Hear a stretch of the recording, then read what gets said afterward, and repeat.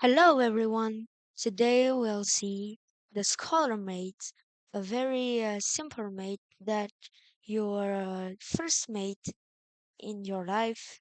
And let's play the move e4, controlling the center. White want to controlling the center, so black playing e5. Now we'll play the very good move to remember is to move queen h5 first. Now to get to attack the pawn on e5. Now, if black concede and thinks that knight f6 attacking the queen, we can just take the pawn on e5.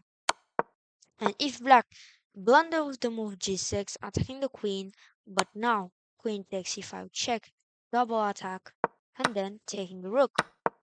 And if black see it and play the move knight c6, that is the good move. Now we play the move bishop c4, and the scholar might start now. If black dot c and play the move knight f6 attacking the queen, now queen f7 checkmate. So that's the scolemate. Now we'll see how to defend it. To defend it, just play the move g6, white play the move queen f3, another attack, knight f6, and now white is not completely lost. The position is equal.